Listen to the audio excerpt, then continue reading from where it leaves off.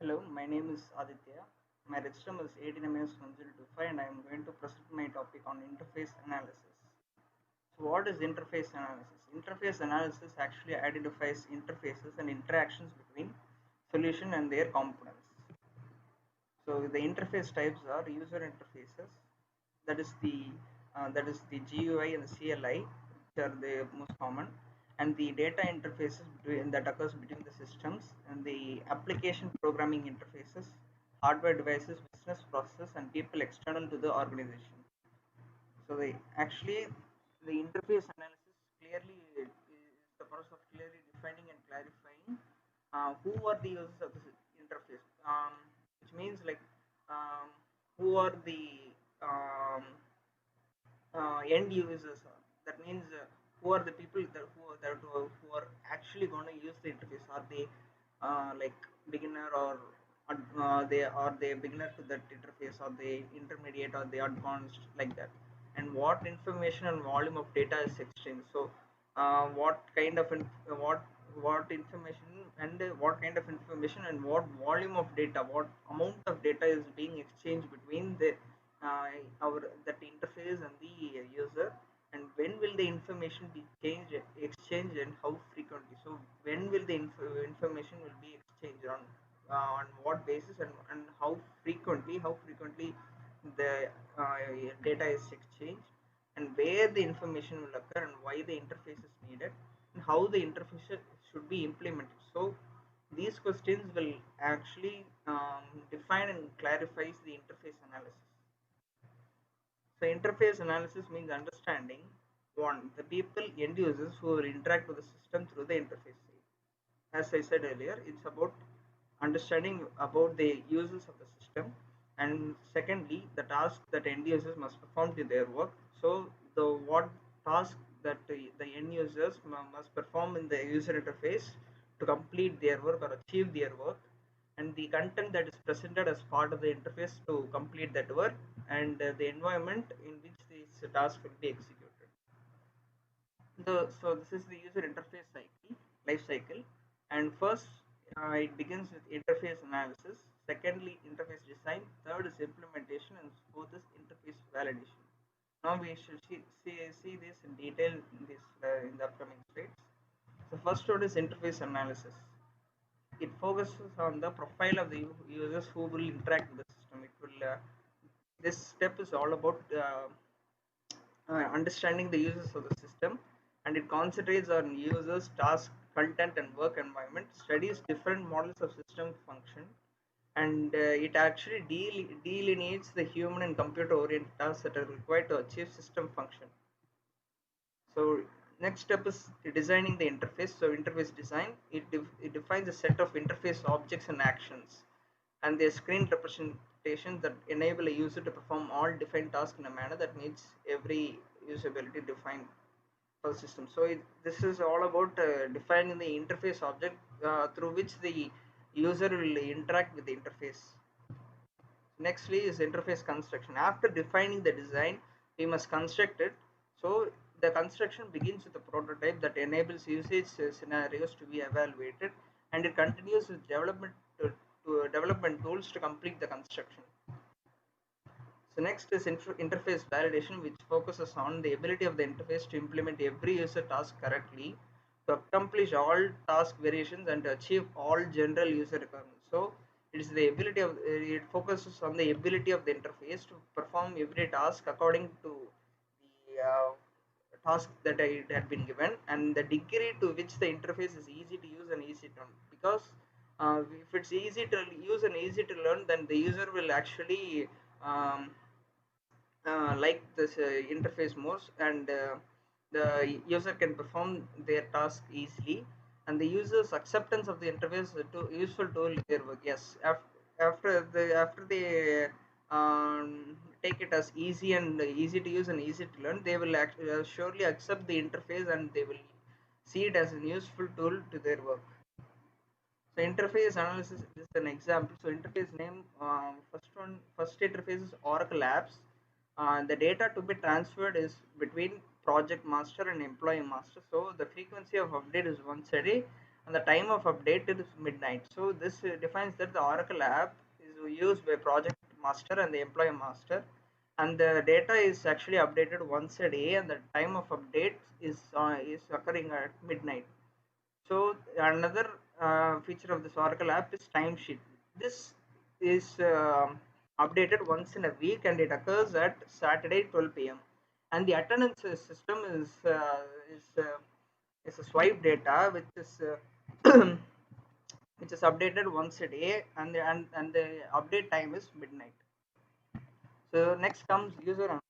So in user analysis, we must clearly define and ask these questions. So first one is, are users trained professional, technician, or manufacturing workers? This if, uh, if we if the users are trained professionals, then they can use the interface without any guidance. So technician means they know the technical part of it, and if they are manufacturing workers, they may not know the correct interface, and we may need to teach them. So next one is, what level of formal education does the average user have? So if the formal education is actually quite normal, then the user will can actually easily use the any interface. But if their the level of formal education is low, then there should be a manual to the user interface.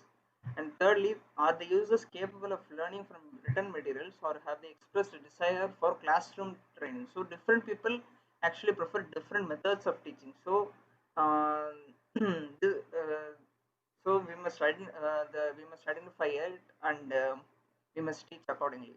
And fourth, are users expert typist or keyboard phobic? So if they are expert at typing, the interface can be made such as that the interface can be interacted with keyboard, or else if they don't like interacting with the keyboard, then other options like interacting with mouse that can actually be used. And what is the age range of the user community? If they are youngsters, then if they are youngsters, like the interface should be more colorful and expressive.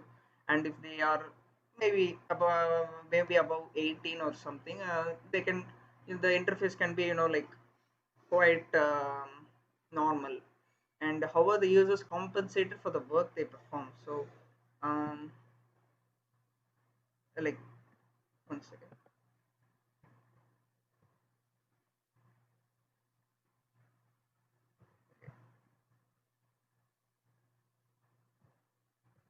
So however, users are compensated for the work they perform, which means like, are they given the right feedback for the work they perform? That is the last one.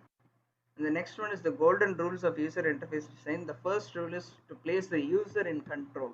So the user must control everything uh, end to end in the user interface. So that it defines interaction modes in a way such that does not force the user into unnecessary or undesired actions.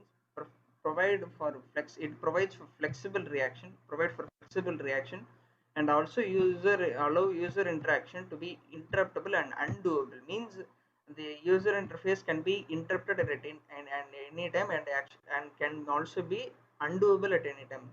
If the interface is like interruptible and undoable, then the user can actually what to say, come back and do changes, etc.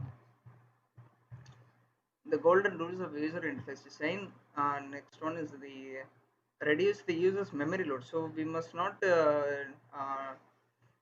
demand more on the short-term memory of the user, and we must establish meaningful defaults. And the user interface should define shortcuts that are intuitive, and the visual layout of the interface should be based on a real-world metaphor, which means like, for recycle bin, the recycle bin icon is like an actual recycle bin, which actually, like, which makes the user to easily understand about a particular user interface, because if it's based on real world metaphor. And to disclose information and we must disclose information in a progressive fashion, not at once, in a progressive fashion. So golden rules the next rule is to make the interface consistent, which means that interface should present and acquire information in a consistent fashion, and allow the user to put the current task into meaningful context. And So the various UI design models are: the first one is user model, which establishes a profile of all end users of a system. Second one is design model, which actually is a design realization of the user model, which is based on the which is actually design realization of the user model. And third one is a mental model, which is the user's model images of what the interface is, because which means that the user's perception of the user interface. And the implementation model is the one which where the interface look and feel is coupled with the supporting information that describes informating semantics. So the user profile model establishes the profile of the end users of the system and considers syntactic knowledge of the user and the semantic knowledge of the user, and it categorizes users as: first category is novices, second one is knowledgeable but intermediate users, and knowledgeable and frequent users. The design model is derived from the analysis model of the requirements, and it incorporates data, architectural interface, and procedural representations of the software, and it is constrained by information in the requirement specification that helps in defining the user of the system. So the third one, in the implementation model, it consists of the look and feel of the interface combined with all the supporting information that describe the syntax and semantics, and it tries to agree with the user's mental model so that the users then feel comfortable with the software and use it efficiently. And it serves as the translation of the design model by providing a realization of the information contained in the user profile model and the user's mental model. So the user's mental model is often called the user system perception, and it consists of the image of system that users carry in their heads, and accuracy of the description depends upon the user's profile and overall familiarity with the software in the application domain. So the elements of the user interface are to perform like user analysis. The developer needs to study and understand four elements. First one is the users who will interact with the system through the interface, and second one, the tasks that they perform to do their work. Third is the content that is presented, and fourth is the work environment.